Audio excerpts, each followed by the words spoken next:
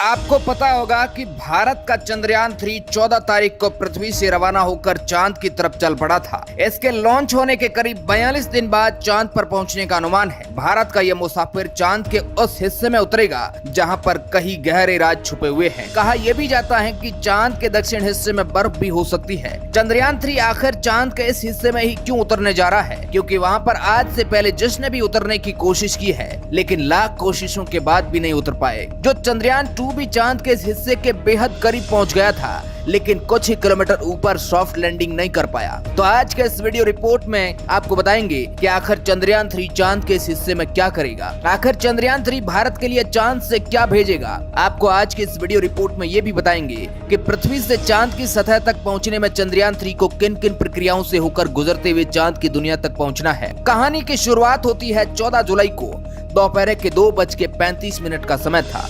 LVM-3M4 engine start होते हैं और फिर भारत का यह बाहुबली रॉकेट आसमान में बादलों को चीरते हुए चंद्रयान 3 को लेकर चांद की तरफ चल पड़ा। कंट्रोल रूम में बैठे वैज्ञानिकों की तालियां रुक ही नहीं रही थी। जब रॉकेट लॉन्च हुआ तो उसकी शुरुआती रफ्तार करीब 1627 किलोमीटर प्रति घंटा के आसपास थी। इतनी तेज रफ्तार से ये रॉकेट हमारे चंद्रयान 3 को पृथ्वी के वायुमंडल को चीरते हुए ऊपर की ओर लेकर बढ़ रहा था। उस समय इसरो के ऑफिशियल चैनल को लाखों लोग लाइव देख रहे थे। सभी भारतीयों का सीना गर्व से चौड़ा हो गया था। सबसे पहले दोनों बूस्टर रॉकेट में स्टार्ट हुए। रॉकेट लॉन्च होने के 108 सेकंड बाद 45 किलोमीटर की ऊंचाई पर इसका लिक्विड इंजन स्टार्ट होने के बाद रॉकेट की रफ्तार 6437 किलोमीटर प्रति घंटा हो गई। इस वक्त भी वैज्ञानिक पूरा ध्यान रॉकेट पर बनाए हुए थे। करीब 130 सेकंड यानी आसमान में 62 किलोमीटर की ऊंचाई पर पहुंचने के बाद दोनों बूस्टर रॉकेट से अलग हो गए और रॉकेट के इंजन ने काम करना स्टार्ट कर दिया।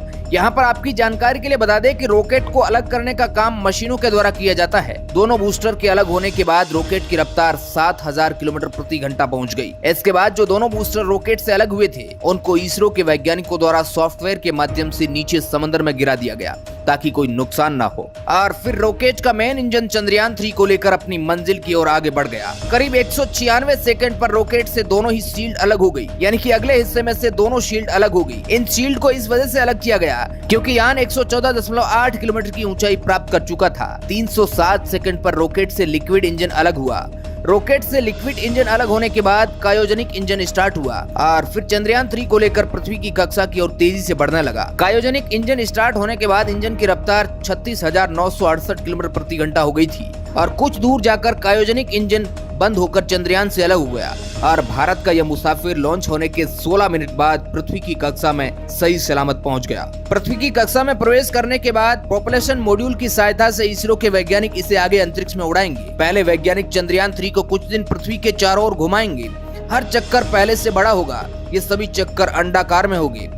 अब आपके मन में सवाल आ रहा होगा कि अब ये सभी चक्कर अंडाकार में ही क्यों होंगे, तो इसका जवाब है कि अगर इसरो चंद्रयान 3 को गोल चक्कर लगाए तो एक ही जगह पर वो घूमता रहेगा।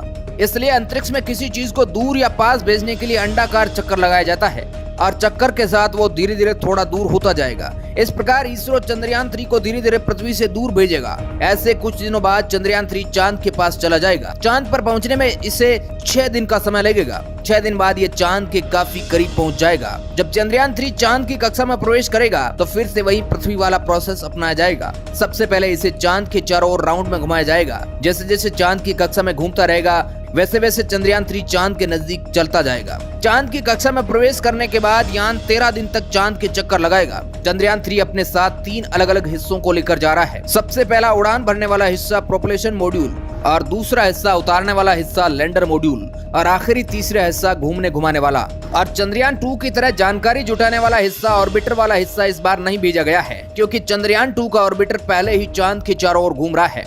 वैज्ञानिक इसी का इस्तेमाल चंद्रयान 3 में करेंगे। चंद्रयान 2 का ऑर्बिटर आज भी सही सलामत चांद की कक्षा में चक्कर लगा रहा है और जैसे ही चंद्रयान 3 चांद के 100 किलोमीटर के दायरे में पहुंचेगा प्रोपल्शन मॉड्यूल से वो लैंडर अलग हो जाएगा। लैंडर अब अपनी कक्षा में अपनी स्पीड कम करने की कोशिश करेगा। करीब 40 से 42 दिन बाद लैंडर और रोवर चंद्रमा के साउथ पोल पर उतर जाएंगी। चंद्रयान 3 की चंद्रमा पर लैंडिंग 23 अगस्त की शाम 5:47 पर बताई जा रही है, लेकिन वहां सूर्य उदय की स्थिति को देखकर उसमें बदलाव भी हो सकता है। अगर सूर्य उदय में देरी होती है तो इसरो लैंडिंग का समय बढ़ाकर इसे सितंबर में कर सकता है और यहीं से इसरो की असली परीक्षा स्टार्ट होगी, क्योंकि इस मिशन का सबसे मुश्किल काम ही चांद की सतह पर लैंडर को उतारना है। चंद्रयान 2 में 80% मिशन सही जा चुका था, लेकिन कुछ मिनट में ही फेल हो गया। यह आखिरी के 15 मिनट वैज्ञानिकों के लिए किसी कड़ी परीक्षा से कम नहीं है। चंद्रयान 3 को उतारने के लिए चांद के दक्षिण वाले हिस्से में 2 स्थानों को चिन्हित किया गया है। अगर पहली चयनित जगह पर यह नहीं उतर पाया तो उसे दूसरी जगह पर उतारा जाएगा। फिर जैसे ही ये कंफर्म हो जाएगा कि इसे वहीं उतारना है, उसके बाद ये धीरे धीरे से सॉफ्ट लैंडिंग करके उतरने का प्रयास करेगा। हालांकि चांद की इस जगह पर काफी सारे गड्ढे हैं, पूरी तरह से ऊबड़ खाबड़ सतह है। कई बार लैंडर ऊबड़ खाबड़ सतह की वजह से भी यहाँ पर कंफ्यूज हो जाते हैं। एक बात ये भी है कि चांद का यह हिस्सा वैज्ञानिकों से अनजान है, क्योंकि चांद के दक्षिण वाले हिस्से के बारे में हमारे पास ज्यादा जानकारी मौजूद नहीं है। हालांकि ऊपर ऑर्बिटर से ली गई जानकारियां हैं, क्योंकि इससे पहले वहां पर कोई उतर ही नहीं पाया था। चंद्रयान 2 के बाद इजराइल ने भी वहां पर उतरने की कोशिश की थी, लेकिन उसका भी अंतरिक्ष यान क्रैश लैंडिंग कर गया। लेकिन इस बार भारत के वैज्ञानिकों ने पूरी तैयारी के साथ चांद पर उतरने का प्लान बनाया है। चंद्रयान 2 में जो गलतियां हुई थी उन सभी को सुधार करके पूरे जोश के साथ उतरेंगे, और फिर जब ये मुसाफिर चांद की जमीन पर सही सलामत उतर जाएगा, इसके बाद वैज्ञानिकों की कमांड के जरिए लैंडर के अंदर से रोवर बाहर निकलेगा, जो कि चंद्रमा की सतह पर घूमकर कई राज खोलने वाला है। और इसी पल का वैज्ञानिकों को बेसब्री से इंतजार है। इस बार भी लैंडर का नाम विक्रम रखा गया है और रोवर का नाम प्रज्ञान है। प्रज्ञान रोवर कई उद्देश्यों को लेकर चांद पर गया है। रोवर वहां पर घूमकर चांद की सतह पर रासायनिक तत्वों और मिट्टी, पानी के कणों जैसे प्राकृतिक संसाधनों के बारे में कई महत्वपूर्ण खुलासे करने वाला है, जिसके जरिए हम समझ पाएंगे कि चांद आखिर कैसे बना था और उसकी बनावट कैसी हुई थी। इसके पास कई सारे उपकरण हैं, जिनकी मदद से चांद की जमीन में भी कई परीक्षण करेंगे। इसके पास एक सिस्मोमीटर नाम का एक उपकरण है। इसके जरिए चांद पर जो भूकंप एक्टिविटी हो रही है उसकी भी बड़ी गहनता से पता लगाया जाएगा। भारत के वैज्ञानिक इस तरह के परीक्षण के माध्यम से चांद की सतह का तापमान और वहां के वातावरण के अन्य तत्वों को जान सकेंगे।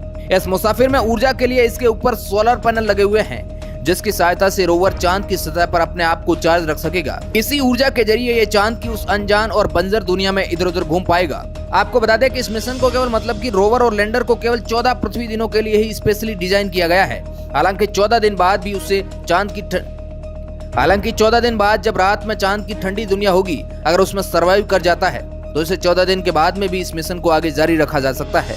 लेकिन फिलहाल के लिए इसरो के पास 14 दिन का ही समय है।